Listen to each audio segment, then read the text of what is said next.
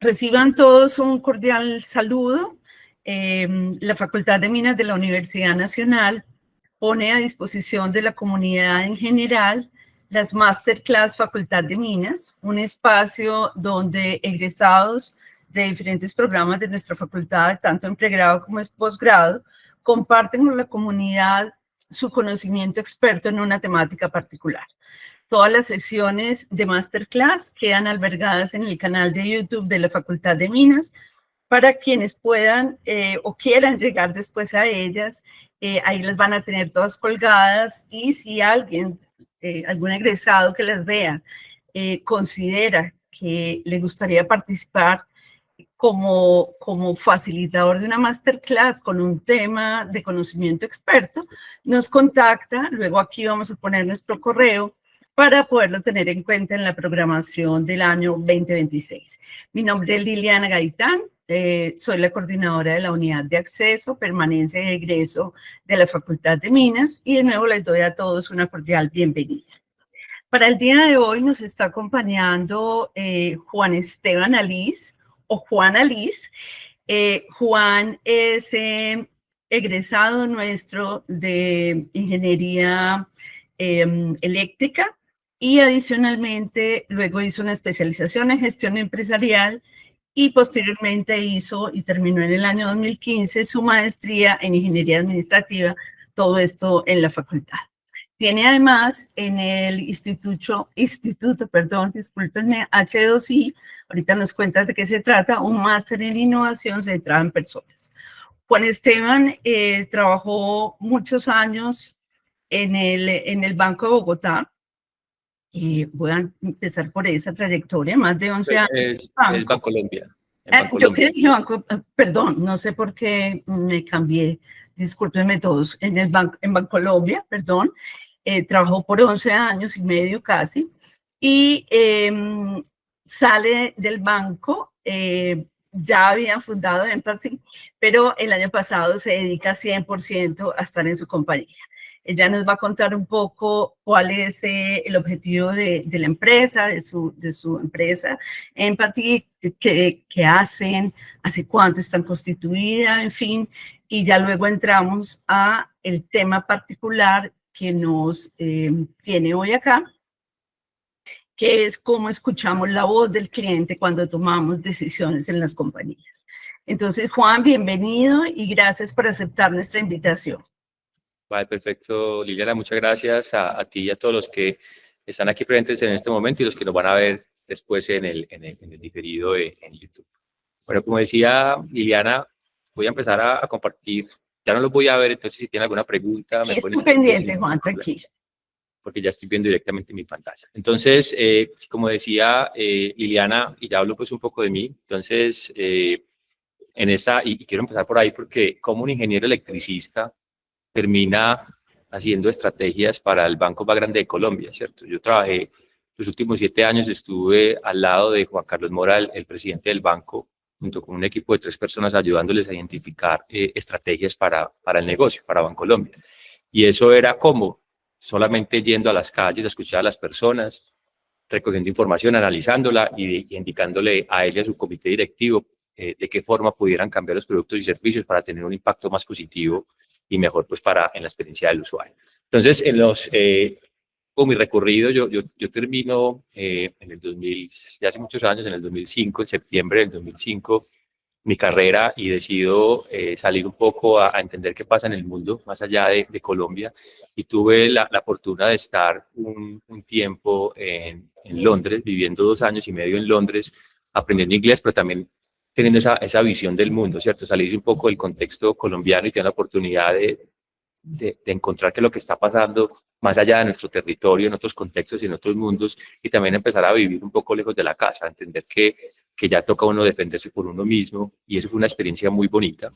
Al regresar de Londres, de esta experiencia, tuve la bonita oportunidad de trabajar en este edificio grande de Bancolombia, en el de Dirección General que quedan industriales, cuando apenas lo estaban entregando. Y mi mayor cualidad en ese momento era que era ingeniero electricista, aunque con muy poca experiencia, que había hecho mi último énfasis en automatización, ahí con los ingenieros de control, y que sabía hablar inglés. Eso fue lo que me permitió que me diera la oportunidad y abrir la puerta para nada más y nada menos entender y empezar a automatizar ese edificio que hace casi 15 años tenía la tecnología más de punta en la región, en Latinoamérica. Y de ahí empecé a entender mucho de lo que les voy a hablar hoy es que además siendo ingeniero, que somos muy cuadriculados, pues a la final siempre tenía en mí un mundo más creativo y un mundo de escuchar y entender un poco a los usuarios. Y cuando me entregan la administración, pues junto con un equipo de ese edificio, lo primero que empiezo yo a hacer es entender el edificio, cómo se vive, cómo se mueve, a qué hora llegan las personas, qué es lo que hacen. Y a partir de esa información, lo traducía era en automatización, cómo enciendo las luces, en qué horarios, o qué tal si las hago en la medida que la gente va llegando, cómo se integran los sistemas, cómo integro el circuito cerrado de televisión, el sistema de incendios. Y ahí pues fue un momento bien importante para mí porque empecé a vivir una etapa profesional muy bonita de mi carrera como ingeniero electricista, pero también a entender que no solamente con la ingeniería pura y dura y de las matemáticas y de todo lo que hay allí era suficiente para mí. Necesitaba ese toque más social y humano que era entender y conversar con las personas. Es allí cuando decido hacer mi maestría en ingeniería administrativa en la Universidad Nacional. Yo era muy cercano o soy muy cercano a la universidad y como primer opción, siempre fui a la Facultad de Minas y allí pues hice mi carrera con muy buena relación con muchos de los profesores que aún están allí.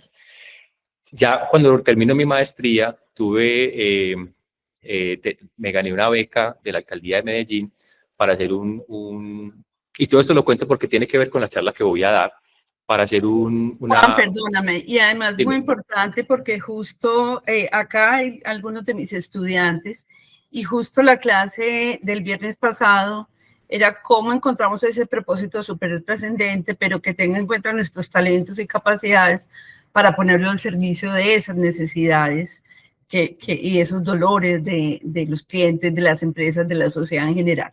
Entonces, muy en línea con lo que estamos hablando, así que buenísimo que hubieras empezado por acá.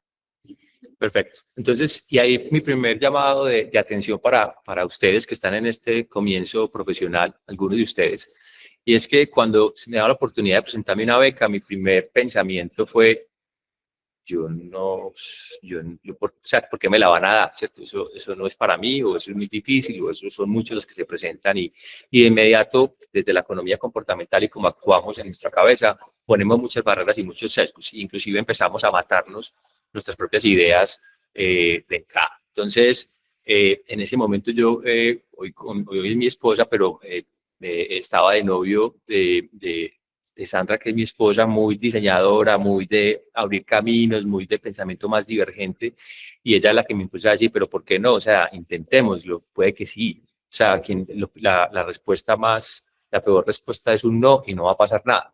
Entonces, finalmente me movilicé, lo hice, me gané la beca, no fue tan difícil, la verdad, y finalmente tuve la gran oportunidad de hacer, la beca estaba enmarcada en hacer una pasantía internacional y tenía que estar trabajando en unos temas de los clústeres de la ciudad. Este tema era de energía y logro viajar a España y San Francisco a realizar esa práctica profesional en estas dos empresas.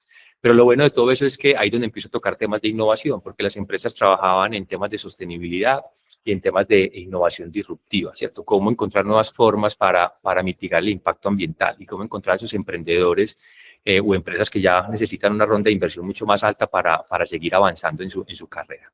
Y ese tiempo en España y sobre todo en San Francisco para mí fue súper bonito porque nuevamente les contaba que estuve en Londres, pero ya volviendo a vivir otro ecosistema y otro mundo, me sigue abriendo las puertas de lo que es. Y uno de los primeros aprendizajes que me llevo de todo esto era el mundo es mucho más grande de lo que podemos ver a través de estas montañas, ¿cierto? El mundo está lleno de oportunidades y Medellín es un lugar hermoso y yo vivo aquí feliz de la vida, pero las oportunidades están aquí y están en todo el mundo. Finalmente, regreso de mi pasantía, el Bancolombia me contrata directamente, empiezo a trabajar en temas de administración e ingeniería, pero rápidamente entiendo que a través de la estrategia y el diseño puedo seguir evolucionando mi carrera. Y aparece toda esa vertiente de la innovación en su momento y del design thinking, que fue una corriente muy fuerte que llegaron a las grandes empresas. Y yo me metí en esa ola, me metí como un buen metido a tratar de entender, a meterme en todos los cursos que el banco daba. Y ahí logré meterme como en esa corriente de los primeros que empezaron a entender estos conceptos dentro de Bancolombia. Y finalmente el banco, y ahí viene mi segunda maestría de diseño centrado en las personas, a 4 personas del banco, nos da una beca para poder dar estudiar 4 meses de manera 100%, es decir, nos saca de la operación, nos mete 4 meses en este instituto de H2I, que es un instituto, o era un instituto español, que era de una empresa muy prestigiosa en estos temas de diseño estratégico, y nos empiezan a educar y enseñar todo este tema. De ahí quedo apasionado con este mundo que les voy a contar próximo, pues ya a continuación, y es ahí cuando logro conectarme con Juan Carlos Mora, el presidente, porque cuando regresamos al banco, el presidente nos llama a su mesa que le contemos qué vamos a hacer al respecto, y es ahí cuando creamos la célula Volta, que era esa célula de presidencia que ayudábamos a resolver retos complejos para Juan Carlos y su comité directivo.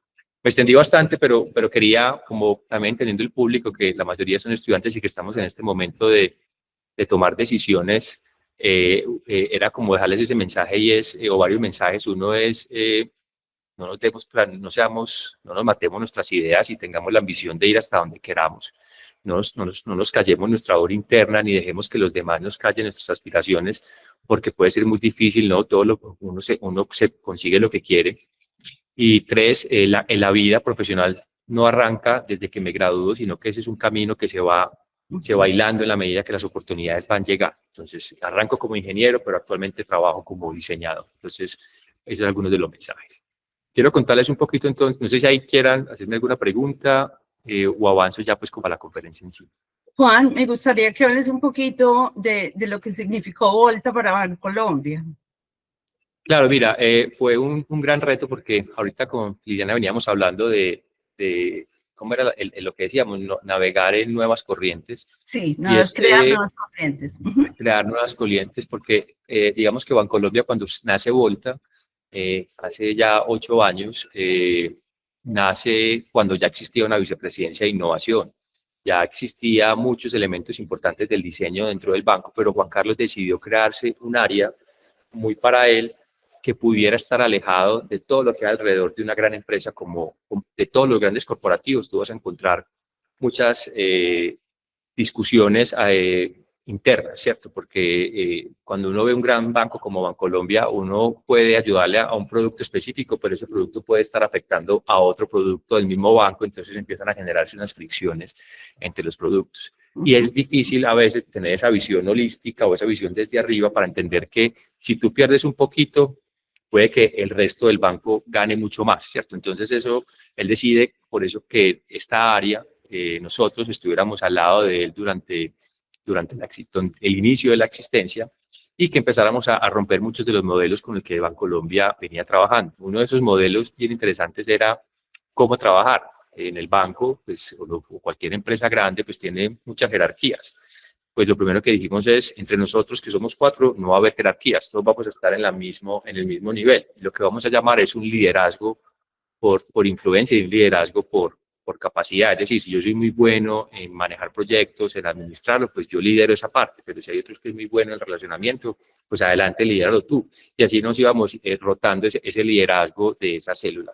Y lo otro que fue muy interesante, y es que para todos, y para mí también lo era en su momento, pues llegar al presidente de un banco como Bancolombia era un gran hito. O sea, no todos tienen el privilegio de sentarse con alguien como él, pero para nosotros ya se nos volvía algo natural, pues porque era nuestro jefe, y teníamos conversaciones muy profundas, y también empecé a conocer esa intención y esas ganas de un presidente de un banco de conocer genuinamente las necesidades de los clientes. Entonces, ese apoyo de Juan Carlos fue muy bonito para nosotros, y finalmente logramos primero ganarnos reputación. Es decir, cuando eres un consultor interno dentro de un banco es complejo, porque no te creen, porque pues porque estás adentro. Entonces primero tienes que empezar a ganarse esa confianza y esa reputación. Generalmente le creen a los de afuera, como diríamos ahora que estoy por fuera como consultor, también puedo ver esa visión de ser consultor de afuera. Y segundo, empezar a integrar y a quitarnos un poco ese peso de tener el apellido de la presidencia, porque eso tiene también desde el comportamiento muchísimos sesgos, ¿cierto? Puede ser que se vea como un sesgo positivo y nos van a ayudar a resolver algo, pero también puede verse como un sesgo positivo, y es porque Juan Carlos o la presidencia quiere ver qué está pasando aquí. Entonces, eso fue como navegar en ese mundo. Bueno, entonces, mientras que vivíamos esa etapa, o vivía yo esa etapa de Bancolombia, junto con mi esposa, hace ya 6 años decidimos fundar algo que era una consultora en diseño estratégico, que era lo que yo ya venía trabajando desde el banco, pero mi esposa ya venía con una experiencia internacional de muchos años. Y creamos a Empathy, que hoy es una consultora en diseño de innovación, y que lo que tratamos es ayudarle a las grandes empresas a tomar decisiones audaces a través de soluciones que estén centradas en las necesidades reales de los clientes. Y eso siempre lo hacemos como en una consultora, digamos, tratamos de ser una consultora que esté cerca al cliente, que construyamos con el cliente y que las recomendaciones que entreguemos sean accionables, ¿cierto? Que no sean demasiado alejadas de la realidad, sino que finalmente el cliente pueda hacer algo con esto. Hay algunas, o en la consultoría suele ser entregar temas muy elevados, muy lejos, muy aspiracionales, que ayudan a tomar decisiones, pero nosotros decidimos enfocarnos más en el espectro de eso, que ayudemos cómo lo vamos construyendo. Y hace un año y un poquito más, que fue y esto nace en Medellín, Colombia. Hoy actualmente aquí en la oficina de Medellín somos 27 personas, 27 consultores que trabajamos para Medellín y el mundo. Pero hace un año tomamos una decisión chévere, y es cómo nos expandimos, ¿cierto? Y esto es otro de los aprendizajes bacanos. Y es que no necesariamente hay que expandirse con un fondo de inversión o con dinero detrás, sino con buenas relaciones, con buenos amigos y con buenas intenciones. Y hoy Empathy como marca está presente en varios países en Latinoamérica. Tenemos oficinas en Argentina, Perú, Colombia, operaciones en Panamá, México y Nueva York. Eso, ¿cómo lo logramos? A través de amigos y aliados y nuevos socios que nos ayudan a desarrollar cada uno de los países, y en conjunto tener esa visión global de poder resolverles retos a las grandes empresas del mundo para entender a sus clientes. Ya pues ahora sí me meto en la charla, y de todas maneras toda esta introducción creo que me sirve mucho para lo que voy a hablar, y básicamente que cuando yo empecé a trabajar en estas cosas y era salir a conversar con las personas, entender sus necesidades, me parecía increíble que esas conversaciones y analizarlas pudiera hacer que las organizaciones cambiaran estrategias y cambiaran y movilizaran productos, dinero, personas, toda una organización. Entonces, de eso va esta charla. Y lo primero que uno se pregunta, o que yo me preguntaba cuando inicié estos temas, era cuántas de las decisiones que hoy toman estos tomadores de decisión, estos comités directivos, se basan en lo que realmente viven sus clientes. Y lo que uno encuentra de manera general, o venía encontrando de manera general, es que casi siempre las toman de lo que ellos creen que viven los clientes, y pocas veces de lo que realmente ellos viven, ¿cierto? Entonces, ahí es cuando empieza a tener mucha fuerza este tema del diseño centrado en las personas, y salir a conocer un poco lo que están viviendo nuestros clientes para tomar una mejor decisión. Entonces, hablando un poco desde lo que significa el diseño centrado en las personas, nosotros desde Empathy queremos cambiar un poco el concepto de diseño centrado en las personas, hablar un poco más amplio al diseño centrado tal vez en la empatía o en los ecosistemas o en el contexto. Porque muchas veces, y lo que nos lleva a estas metodologías es a pensar en las necesidades del usuario, y yo las puedo resolver a través de un muy buen producto y de muy buen diseño, pero muchas veces me olvido de lo que hay alrededor de ese usuario. Entonces, puedo tener una muy buena solución, pero puedo estar impactando negativamente al ambiente, o puedo estar impactando negativamente a una comunidad que está alrededor de esa solución, o puedo simplemente estar generando una pérdida para las empresas, ¿cierto? Un negocio que no sea muy deseable por las personas, pero poco viable económicamente. Entonces, esto es lo que nos lleva a sí, hay que entender a los usuarios, pero sí hay que entender el sistema, el ecosistema que rodea las soluciones que hay alrededor de las personas. ¿Y por qué es importante entender esto? Es porque finalmente, y lo que les decía al inicio de la primera pregunta, es cuando uno va a diseñar para las personas, necesita recoger información de cómo son las interacciones y cómo se vive un servicio o una solución alrededor de donde ocurre, ¿cierto? Entonces aquí eso es una foto por ejemplo, de dónde nace el tema del QR de Bancolombia, ¿cierto? Que ahora pues es un QR interoperable de ACH, pero nace muy desde entender los pagos cotidianos, cómo se dan, de las dificultades o el miedo que tenían los usuarios de tener que pagar una comisión, o que lo vea o que los vea la DIAN, ¿cierto? Pero entonces cuando uno empieza a entender todo eso que hay detrás de los miedos y de las barreras o de las razones por las cuales la gente no se mueve a la digitalización, pues se puede empezar a encontrar oportunidades de desarrollo. Y es así como, por ejemplo, un QR de Bancolombia empieza a tener una gran expansión, porque entendió muy bien cuál era la problemática, cuáles eran los usuarios y cómo podía abarcar. Y logró, pues, de alguna manera, y nosotros lo vivimos todo el tiempo, ayudarnos a los que queríamos vivir sin efectivo a ser mucho más digitales. Y también es importante conocer del contexto porque eso ocurre mucho y muchas veces salimos a resolver un problema y a veces no es el problema correcto.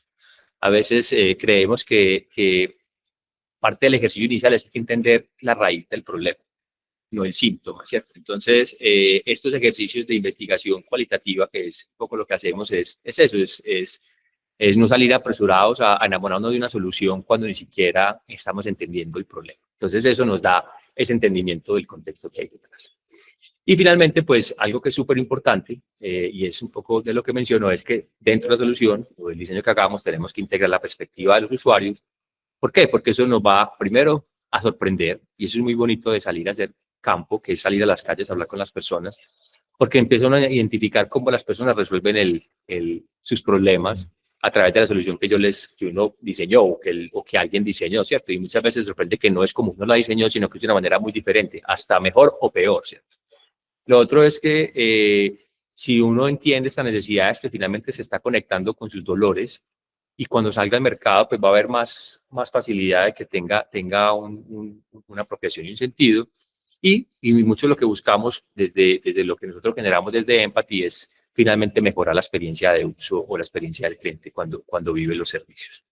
Entonces, como les decía, la pregunta final que uno se haría aquí es, ¿qué tenemos que hacer? ¿O nos acomodamos a las necesidades de los clientes o esperamos que ellos se acomoden a las nuestras? Y hace muchos años, pues cuando era la producción masiva, pues a nosotros nos preguntaban si nos gustaba la salsa de tomate en vidrio o no. Es lo que había y es lo que hay y había que comprar. Pero como cada vez, y ustedes lo van a ver o uno lo ve cuando vive en la gran cantidad de servicios que nos están llegando a nosotros, ya hay que empezar a encontrar diferenciaciones. Ya no va a servir lo que llaman los commodities, eso lo hace cualquiera.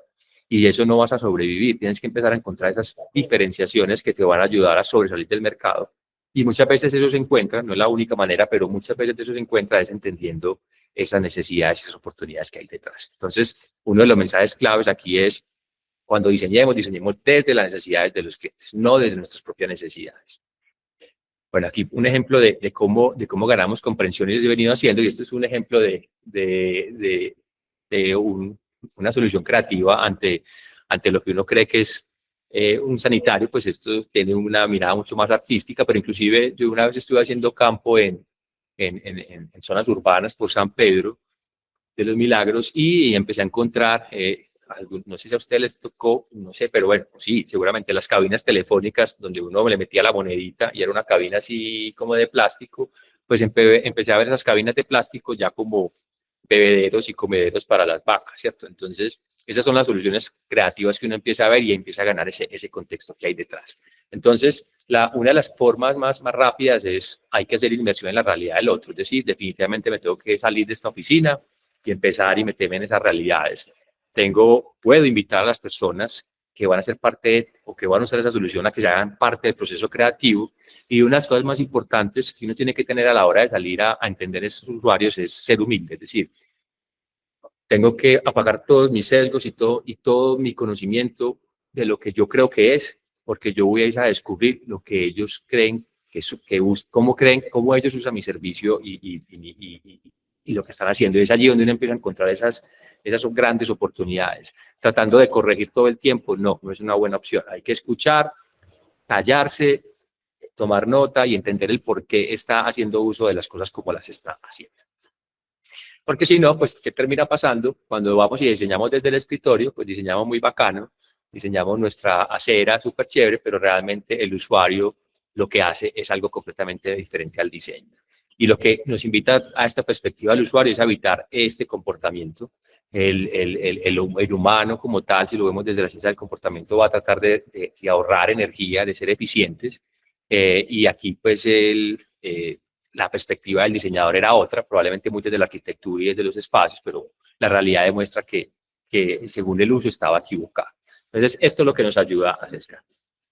Y pues también hace, y es un poco por qué el nombre de la compañía Empathy, y es todo esto, mucho de esto nace desde una palabra como la empatía, de ponerse en los zapatos de los usuarios, de tener la capacidad de salir de las oficinas a conversar con los clientes reales, a escuchar sus dolores, a escuchar sus oportunidades, a escuchar sus alegrías y a interpretarlas para poder resolver problemas complejos a partir de estas conversaciones.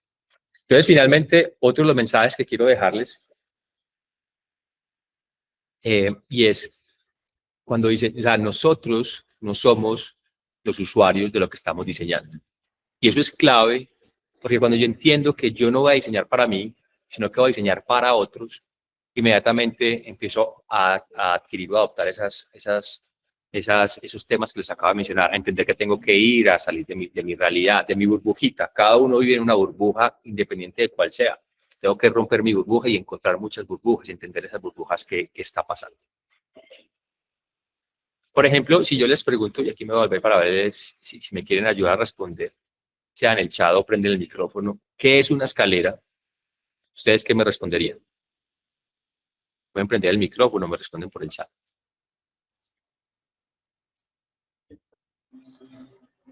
Pues literalmente una escalera es una manera de subir de un piso a otro o de una zona geográficamente más baja a otra. Pero si decís como metáfora, puede ser gente que conozcas, puede ser experiencia, el título universitario, puede ser una escalera. Muy bien, estás muy filosófica, Mónica, pero sí, realmente eso es lo que todos tenemos bajo la mente. Y si además yo lo sesgo con esta imagen, pues muy probablemente las respuestas van a estar muy enfocadas a hacer una herramienta y un lugar que me lleva a otro. No sé qué más quiero hablar por ahí, la escalera al cielo. Yo quería decir, por ejemplo, que una escalera también es como, te puede ayudar a subir, pero siento que también a bajar. Entonces es como poder estar entre esos lugares, volver cuando se pueda volver y subir más y bajar más y ayudar a los que están abajo y cogerse de los que están arriba, por decirlo así. Muy bien, sí, son ya conceptos mucho más elaborados, pero volviendo pues como al elemento principal de lo que es una escalera y un poco a lo que va la charla, y es, no somos los usuarios, no somos nuestros propios usuarios, y que al final siempre vemos las cosas bajo nuestra mirada y nuestro sesgo. Yo vuelvo y les pregunto, ¿qué es una escalera si cambiamos la perspectiva? ¿Cierto? Si vamos y preguntamos a otras personas diferentes a nosotros, ¿qué es una escalera? Y muy seguramente ustedes ya me van a empezar a decir otras definiciones muy diferentes a decir que es un elemento que me ayuda a subir de un lugar a otro. ¿Cierto? El bebé lo ve como una aventura, pero la mamá como el mayor de los riesgos. El adulto mayor lo ve como un obstáculo, pero también lo ve como un reto.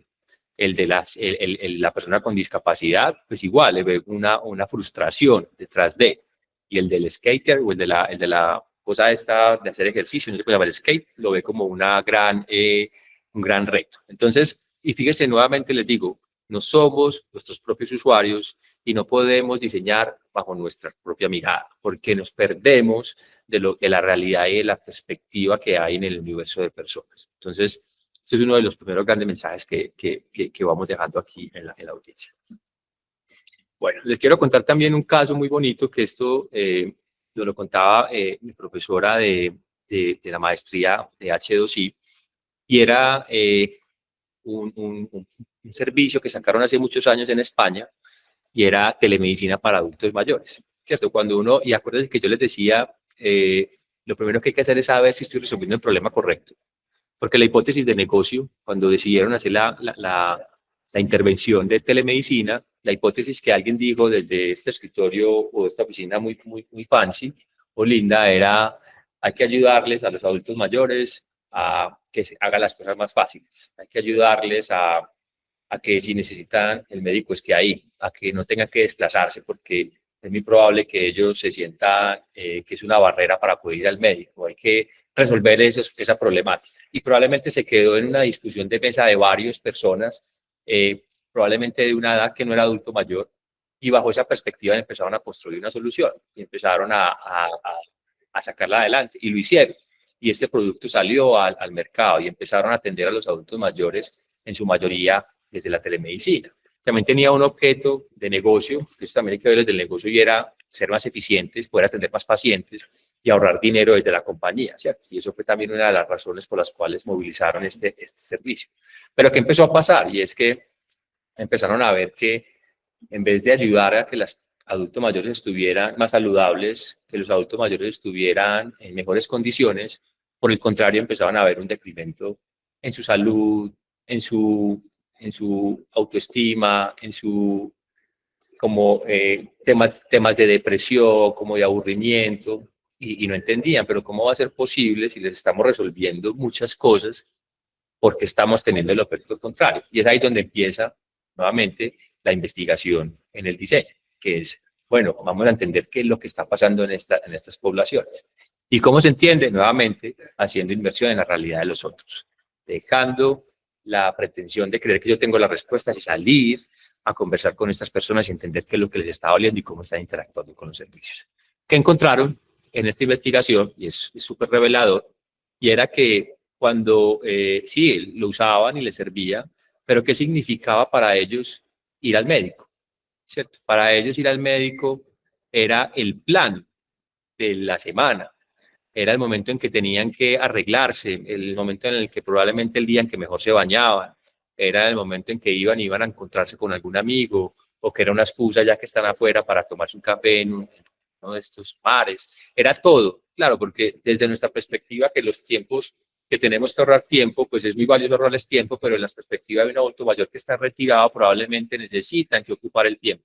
Y la telemedicina lo que estaba haciendo era siendo súper eficiente, pero evitando que ellos pudieran interactuar con las personas. Y eso fue uno de los grandes insights o hallazgos de esta investigación, y un replanteamiento de lo que debía ser el servicio para volver a recuperar como esos indicadores de sentirse bien, pues, y de mejorar la salud. Pero miren, este es un ejemplo muy sencillo del impacto que puede ser un diseño muy desde el escritorio en una población vulnerable como son los adultos mayores, solamente por pensar que desde mi burbuja tengo la respuesta para ellos.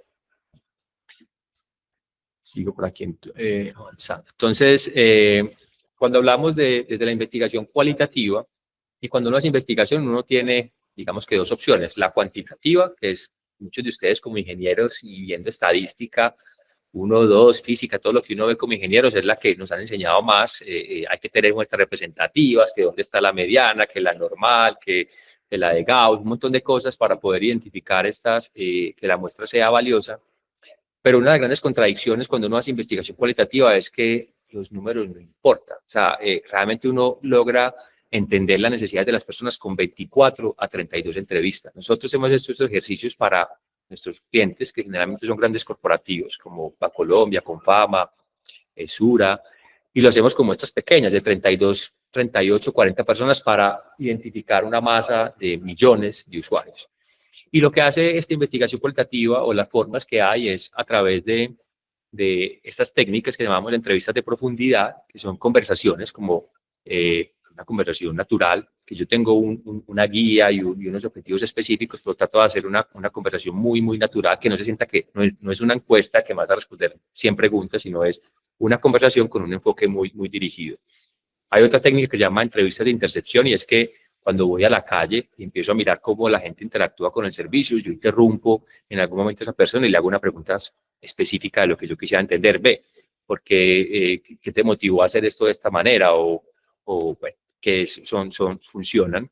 Hay otra que es muy bonita, que les voy a pedir ahorita un ejercicio para que se pongan en esta técnica, y le llamamos la de shadowing o sombra, y es simplemente salir a observar cómo interactúan las personas.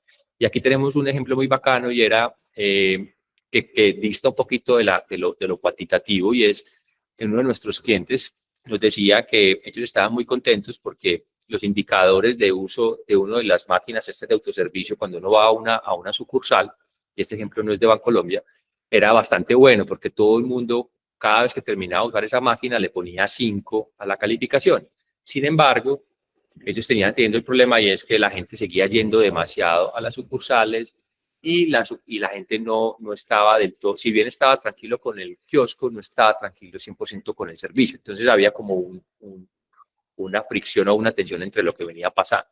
Cuando fuimos a hacer este shadow y nos sombra, que es simplemente a ver qué es lo que pasa, y nos sentamos en esa sucursal a ver las interacciones, pues le encontramos la respuesta muy fácil, y era que el guarda de seguridad muy proactivamente recibía a las personas, le tomaba la cédula, quitaba el número, le decía qué tenía que hacer, le entregaba su papelito y él mismo calificaba su servicio, ¿no? Se ponía 5, 5, 5. Claro, entonces, desde la mirada de los números, pues está muy bien, pero desde la mirada de lo que facilita la autogestión o otras cosas, pues no estaba funcionando como era adecuado. Entonces, este tema del shadow y no sombra es súper potente para poder sacar información adicional de lo que me puede entregar una entrevista de profundidad. Otros temas son sesiones generativas, y es sentarme con clientes a conversar con ellos o con usuarios de cómo resolverían un problema o qué es lo que les está incomodando o sus ideas, y todo eso se lo trae uno como información para poder seguir diseñando.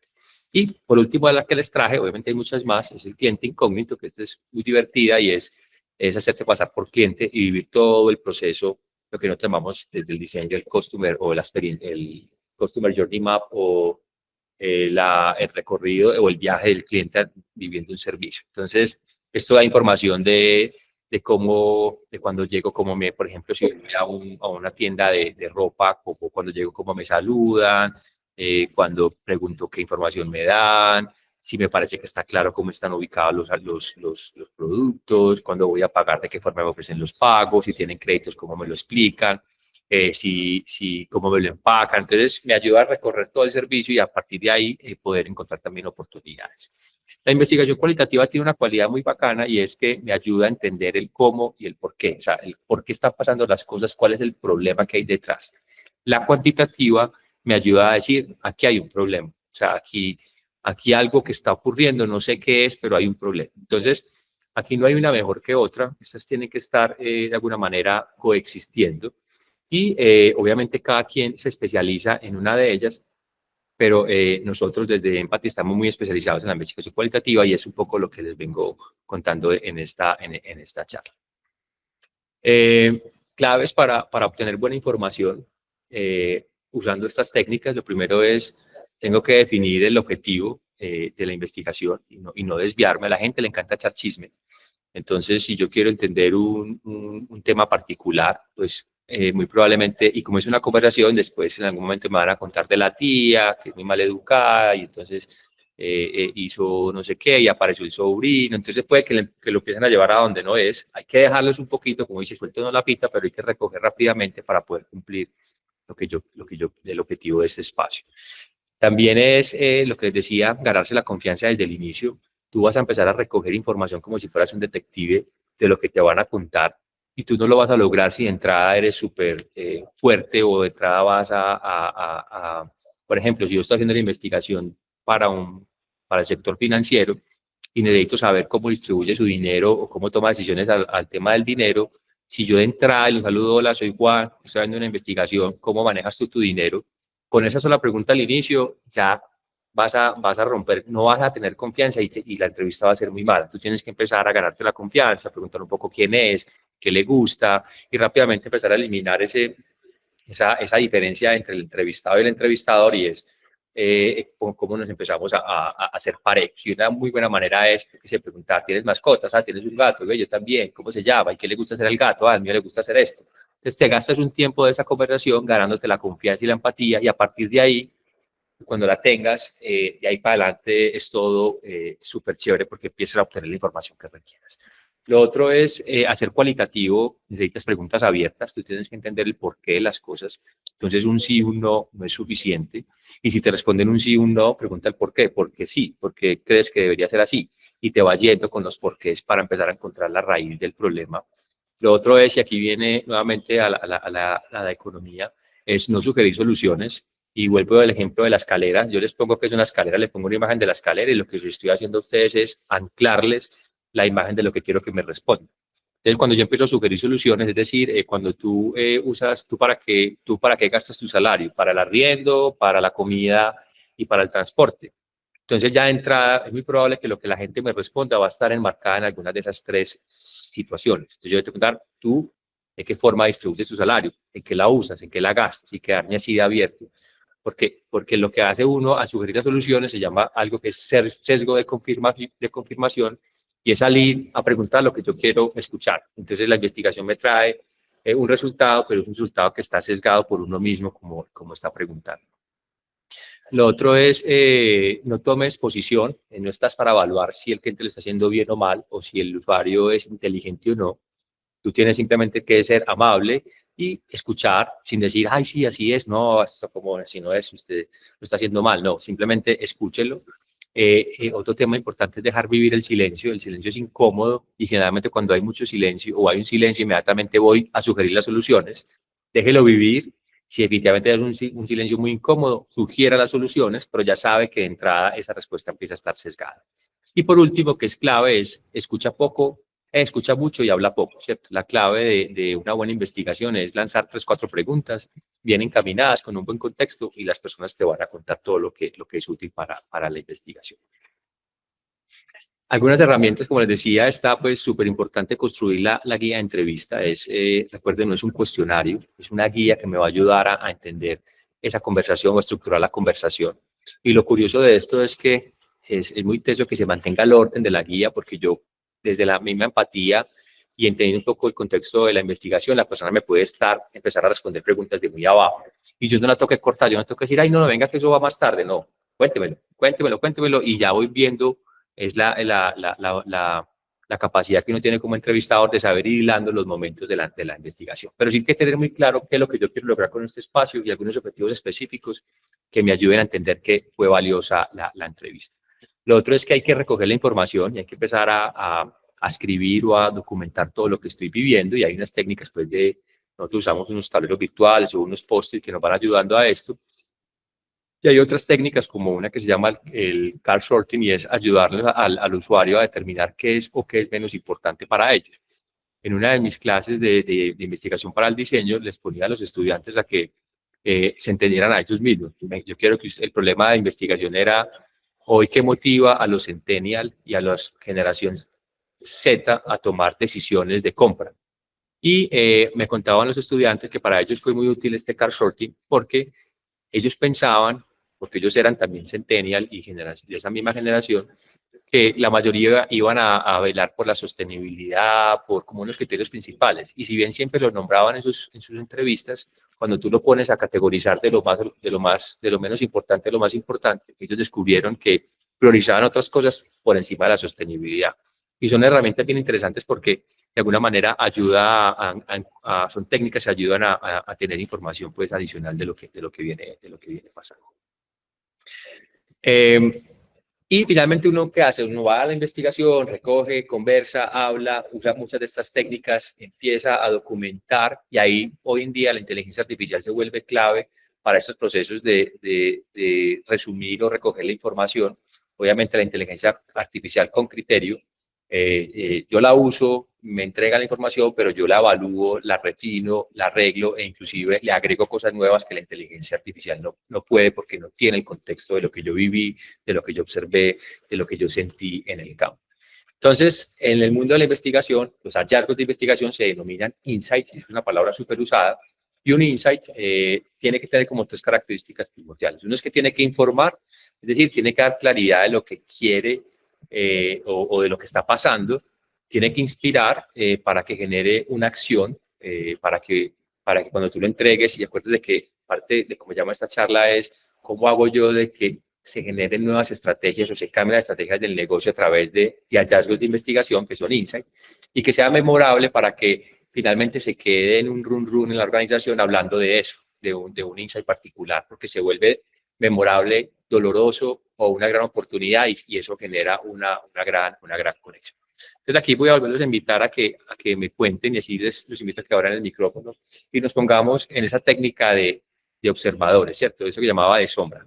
Estamos en un café atrás, tomándonos un café, pero viendo qué está ocurriendo con las interacciones. Entonces yo quiero que me cuenten qué ven en este momento, en esta imagen.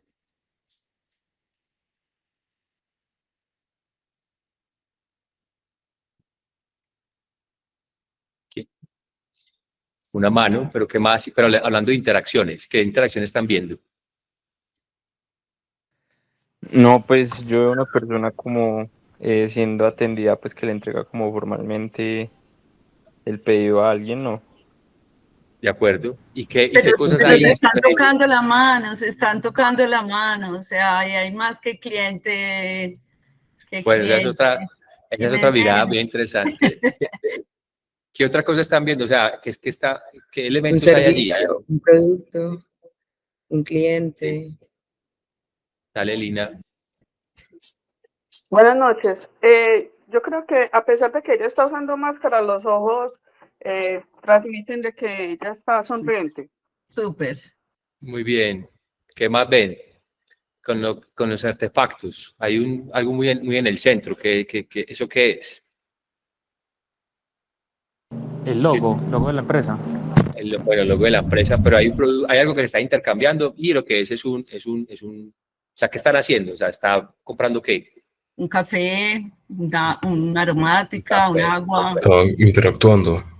Exacto, está interactuando comprando un café, pero esto es lo que uno empieza a ver y es que la copa de café pues no parece la de un restaurante, sino que parece la de alguien que quiere mi propia de café, ¿cierto? Entonces hay una persona pidiendo un café en su vaso reutilizable, ¿cierto? Porque creen, Claro. todo eso que ustedes dijeron vale, pero pues para este ejercicio es, porque creen que alguien se va a animar a traer su vaso reutilizable en una tienda de café. Le dan un descuento, Por un posible descuento, correcto. o tiene muy claro el tema de sostenibilidad, de apoyo y contribución directa al planeta. O por un tema de exclusividad, ¿no? También como para sentirse diferenciado. Higiene. De higiene, sostenibilidad. Miren que empiezan a haber un montón de cosas y muy probablemente el que está hablando es la voz, es la burbuja en la que estamos, ¿cierto? Y esa porque es sostenible, por higiene, por ahorro, ¿cierto? Entonces, realmente hasta que uno no va y pregunta qué es lo que está pasando, no va, todo se vuelve en hipótesis de la investigación. Finalmente, imaginemos que el cliente ve que la persona que lo atiende, que es esta chica, sirve su café en un vaso de papel y luego lo sirve en el vaso reutilizable que la persona le entregó. ¿Por qué creen que puede pasar esto? ¿Y cómo creen que se siente el cliente después de que vive esa experiencia? De pronto lo del vaso es para tener medidas estándares, pues porque yo podría llevar un vaso cualquiera y pues si es muy chiquito, recibo poquito, si es muy grande me echan mucho. Entonces tener como una medida. Clara, tú, perfecto, y eso es una muy buena respuesta y por ahí va encaminado. Pero ¿qué otra respuesta se imaginan que es y cómo cree que se siente el cliente? Si parte desde el lado de la sostenibilidad, por ejemplo.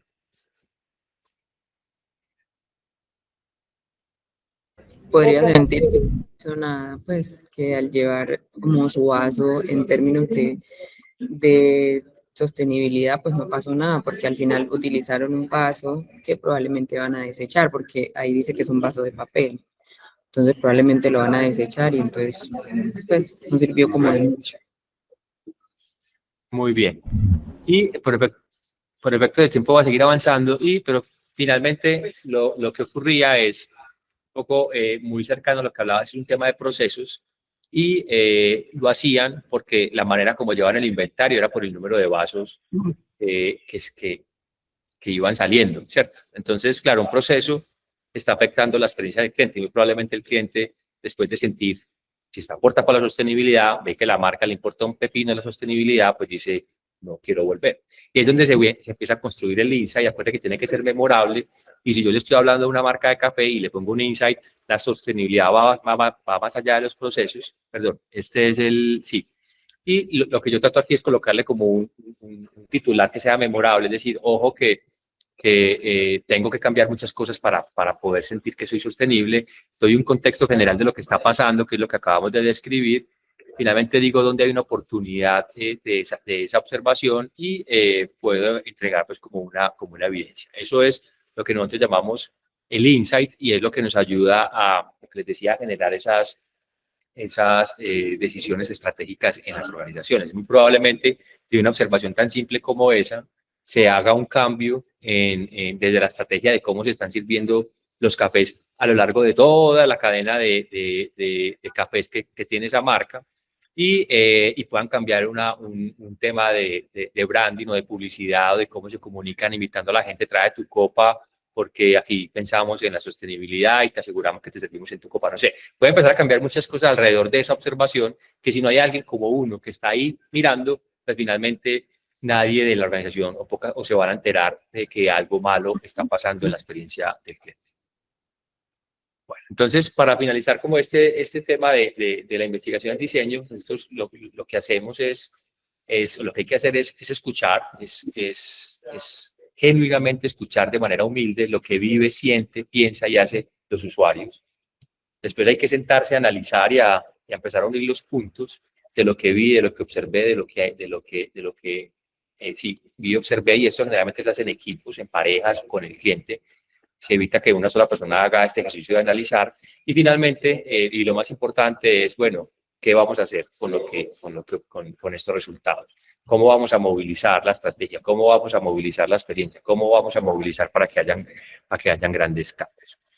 Yo creo que voy a llegar hasta este punto porque finalmente les estaba mostrando varios casos de lo que conversamos, porque el tiempo se me acabó, pero aquí iba a tener la presentación y dejar espacio para algunas de las preguntas. Perfecto, entonces abrimos preguntas, Juan. Sí, ahora me pregunto porque ya sí, yo creo Ya que ves, lo que quería decir, lo dijimos, yo simplemente pasar aquí rápido para darles, Bueno, chicos, perdón aquí que lo entonces, mareo, estoy aquí para que tenga mis datos también y mi excelente, súper. Bueno, ¿quién quiere entonces empezar aquí con la conversación con Juan? Puede ser de cualquier cosa, de la vida, de mi vida, pues de lo que les conté o de esta charla en particular. Adelante. Jóvenes. Yo tengo Dale, Tairón. una pregunta. ¿Cómo fue ese cambio? O sea, ese cambio de pasar de ingeniería eléctrica a un tema ya relacionado más con clientes, como ese tema de mercado. ¿Cómo fue ese cambio? Francisco, mira, eso es, y un poco lo que les decía al inicio, no es algo que uno sí tiene que buscar las cosas y buscar los cambios. Cuando yo estaba en el banco, me empecé a sentir incómodo incómodo en el buen sentido de la palabra, porque es que para uno poder cambiar hay que sentirse incómodo.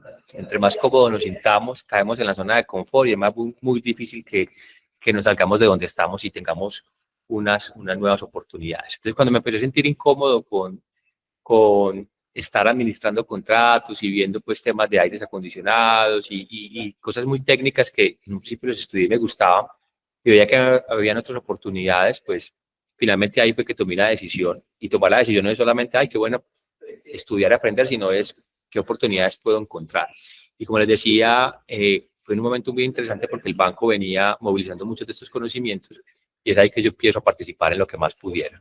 Y al estar ahí, pues me abro camino, y al abrirme camino, pues se me abren oportunidades. Entonces fue como una transición muy que se fue dando en la medida que por lo que había alrededor mío, pero también por una decisión propia de generar esos cambios.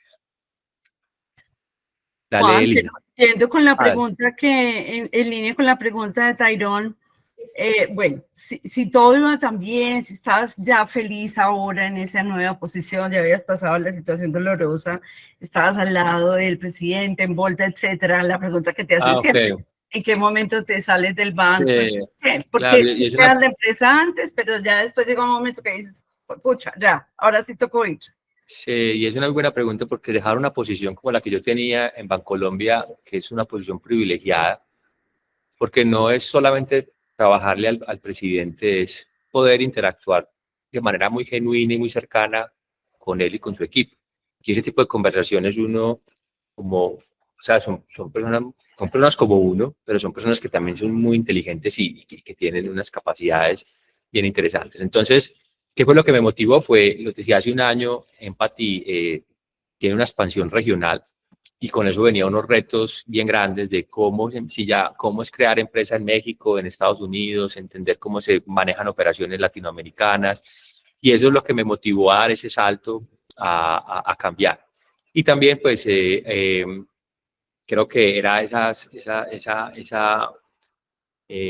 digamos que ambición y ganas de acompañar a mi esposa que venía liderando la empresa desde los inicios a construir. Y yo ya no me quería perder más, porque yo siempre estuve en Empathy, pero siempre como en las sombras, en lo financiero, en lo operativo, en lo que podía apoyar, pero yo ya quería estar en este crecimiento que estamos teniendo tan bonito. Entonces, esa fue la principal razón, es quiero vivir de primera mano este futuro, y además, pues, claramente Empathy ya podía darme ese futuro. Éramos pareja y pues no podemos, como dicen por ahí, meter los mismos huevitos en la misma canasta, pero como la canasta ya estaba fuerte, entonces ya sí se podía apostar de esa manera.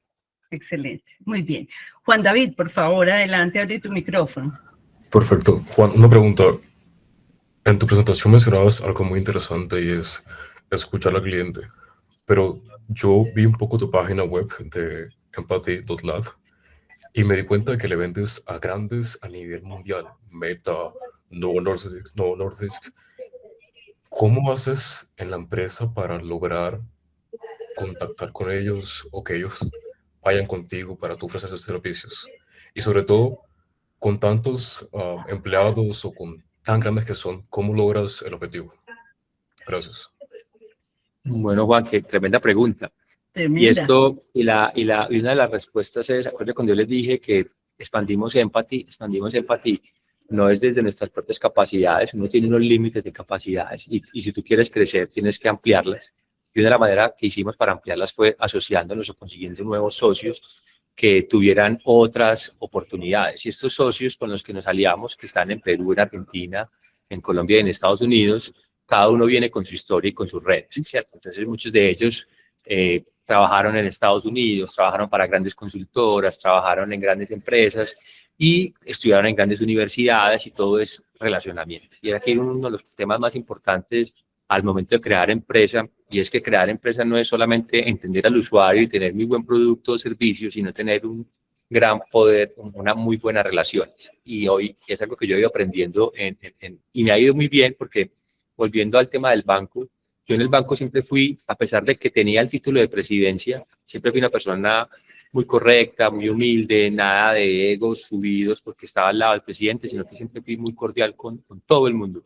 Y hoy estoy en una posición de proveedor para el banco. Entonces, lo que yo hice durante mis años en Bancolombia fue construir relaciones. A pesar de que estaba en la presidencia, seguía construyendo relaciones de la mejor manera, y ahora que estoy por fuera, esas relaciones me han habilitado. De la manera de llegar a Meta, por ejemplo, que hicimos un proyecto muy bonito con ellos en México, con las nuevas gafas Ray-Ban, que tienen la inteligencia artificial y lo que hay detrás. Entender cómo los mexicanos veían ese producto y ese servicio llega a través de uno de los socios que tiene contactos o amigos que trabajan en Meta.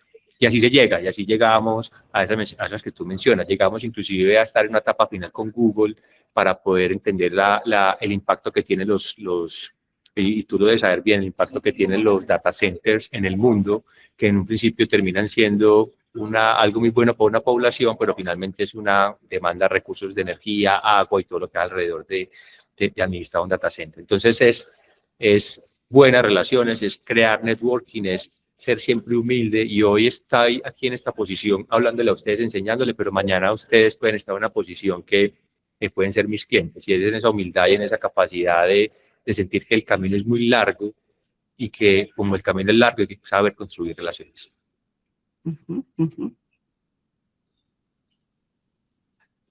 ¿Alguien más quiere preguntar algo más? Chicos. Sí. ¿Quién se anima aquí? Dale, Moni. Juan, ¿vos cómo haces para, digamos, si dentro de la empresa o dentro de los usuarios no quieren hacer un cambio porque así sea mejor para ellos y así tengas frustraciones con el producto actual, pues no quieren pasar el proceso de transición? ¿Cómo los convences? ¿O ahí ya no hay nada que hacer? Bueno, eso es una muy buena pregunta, y ahí empieza a aparecer lo que les hablaba de la economía del comportamiento, ¿cierto? A la final ahí tú tienes que entender, y hay un marco de trabajo que se llama las 3B, y es: tengo que entender cuál es el comportamiento que quiero cambiar en la mínima expresión.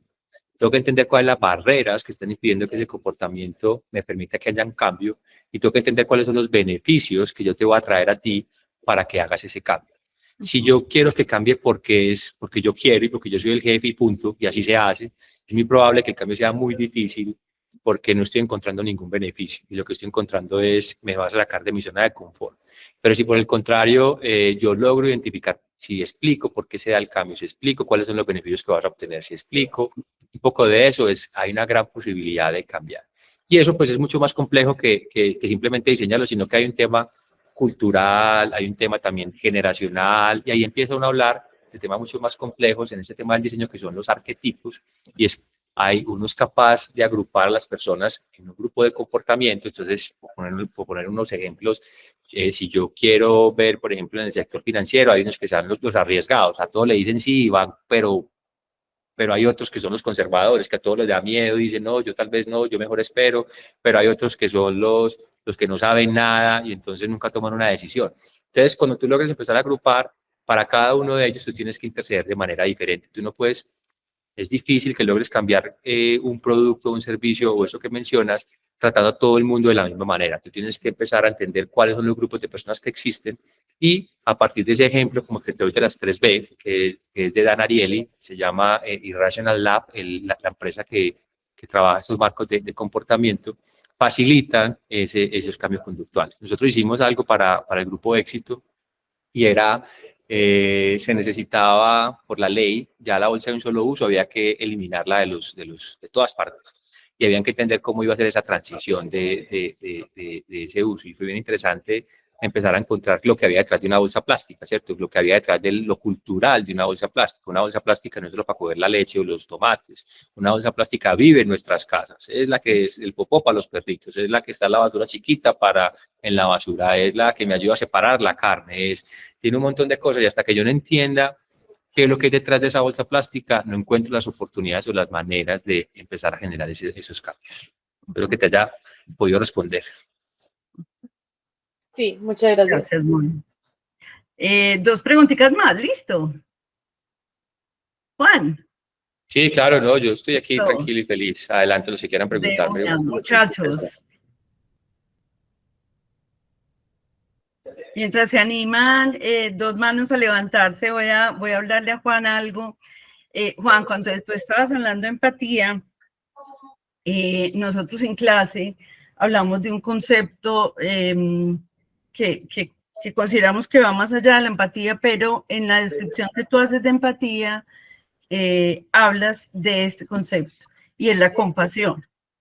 Y la compasión es justamente no solamente sentir como propio el dolor del otro, sino retirarse para actuar en favor del otro, o sea, tomar distancia, mirar desde arriba para poder atender el dolor del otro. A veces nos quedamos sufriendo su dolor, pero lo entiendo, lo vivo como propio, lo siento como propio, pero me retiro y me aíslo para ver de qué manera puedo resolverle ese dolor al otro sin dejarme quedar, sin llorar. Sí, y eso es bien, cuando uno hace campo, uno pues a la final, es algo que ocurre y es cuando uno es muy sensible, tiene esa capacidad de conectarse con las personas, pues hay que evitar a toda costa a quedarse como en esa dificultad o en ese dolor, porque yo puedo estar, por ejemplo, ahora vamos a hacer una investigación para una pensión de invalidez o una pensión de sobrevivencia, donde la razón por la cual recibe la pensión es porque tuvo un accidente o porque perdió un ser querido. Entonces son momentos muy duros que probablemente hay mucho sentimiento alrededor de preguntar esas cosas, que uno tiene que ser muy fuerte y decir hasta qué punto me dejo involucrar, y entre más te involucres para efectos profesionales de la investigación, pues puedes que empieces a obtener muchos sesgos. Entonces ahí hay que, obviamente, ponerse en los zapatos, pero también entender que esto es un ejercicio profesional en el cual uno tiene que no dejarse involucrar del todo. De acuerdo. Sí, ese sesgo a veces aparece, Juan David, pero no hay que ponerle, porque a veces la compasión la llevamos a lo religioso, pero hay que salirnos de ahí, ¿cierto? A veces las palabras las etiquetamos y les ponemos un significado que no son, y la palabra compasión es muy bella, ¿cierto?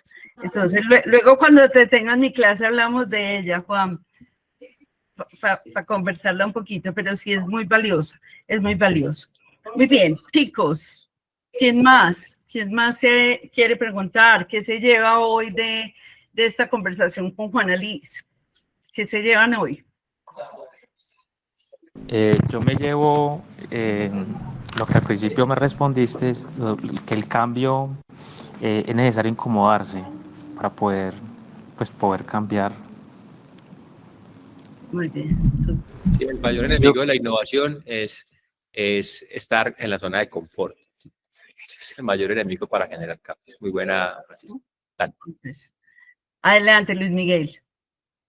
Yo me llevo lo de la observación. Me parece súper importante el tema de observar, de siempre estar abierto como a todas las necesidades que uno puede encontrar y a esos puntos que uno tiene que mejorar. Juana Liz, ahí te pasé en tu chat de WhatsApp una foto, no del sanitario, sino de un zapato, en una actividad de esas que se llama observar, escuchar y agradecer, que lo hacemos en una de las clases. Exacto, tal cual. Muy bien. Por allá lo botaron en la universidad. Samu Londoño, adelante, y luego Manuela Obando, y con Manuela cerramos. Hola, yo tengo una pregunta para Juan y es como, digamos, ¿qué obstáculos encontró a la hora de internacionalizar la empresa de Empathy? Pues me parece muy interesante el cómo lograste escalonar a niveles internacionales tu empresa, entonces quiero saber cómo lo lograste y pues de pronto qué dificultades encontraste. Y yo le voy a Bueno. complementar algo, Samu, y es que ahorita Juan, cuando estaba hablando de ese tema, mencionó que no recurrir a capitales de inversionistas ángel, pues de estos que invierten y ya, ¿cierto? Entonces no sé si también en eso hay algo.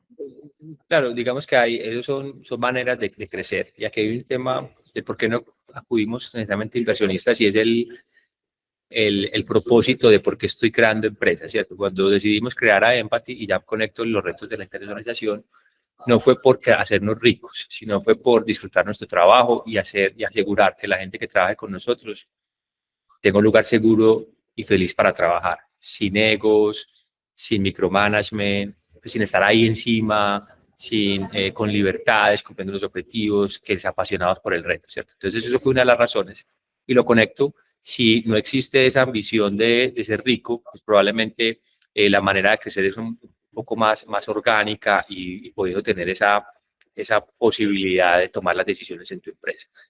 Nuestros socios venían de tener su consultora muy exitosa en Latinoamérica, inclusive tuvieron operaciones en toda Latinoamérica y en Asia, y se las compra una grande, no voy a decir el nombre, y lo primero que ocurre es que pierde el espíritu de lo que era la empresa, ¿cierto? Y la empresa, ¡pum!, la acaban al punto que el 90% de las personas que trabajaban allí, al año ya no trabajaban allí. Y es un poco lo que hace cuando uno cambia un poco esa perspectiva del propósito del para qué. No quiero decir que en un futuro lejano pueda ser una posibilidad vender una empresa como estas, pero eso es una de las reflexiones que uno se lleva, es qué implica recibir dinero de alguien más y cuál es el propósito que tiene. Nosotros hablamos, y pongo un ejemplo, nosotros y nuestros socios, que son como emprendedores como nosotros, somos de unos buenos pececitos que estamos en una pecera nadando muy cómodamente, pero si viene un tiburón con una ambición desmedida y lo metemos a ser socio nuestro en nuestra pecera, muy probablemente nos acribille y quedamos por fuera del negocio. Ahora, ¿qué es lo que los retos más grandes y no se han acabado? Porque pues seguimos en este proceso. Yo creo uno de los principales es que cada país es un mundo, ¿cierto? Entonces, la legislación y todo lo que ocurre en México es muy complejo, es muy lento, es muy diferente. Entonces, empezar a entender que lo que yo aquí me demoro un día en México, y les digo pues que este proyecto de Meta, que lo ejecutamos hace un mes, no hemos podido recibir el pago por toda la burocracia que hay detrás de recibir unos dólares de una cuenta americana. Entonces, es una cosa que uno dice, pero es impensable cómo es posible que esto ocurra y viene ocurriendo. O como Estados Unidos, que uno cree que aquí es muy sólido, es muy grande, pero cuando vas a Estados Unidos, pues eres muy pequeñito, así microscópico, ¿cierto? Entonces es como entender, y vuelvo a la humildad de decir que estamos siendo un emprendimiento en Estados Unidos, pero una empresa establecida en Latinoamérica. Entonces uno como empieza a entender eso desde la humildad y desde un ego controlado para que no se vuelva pues como lo que no es.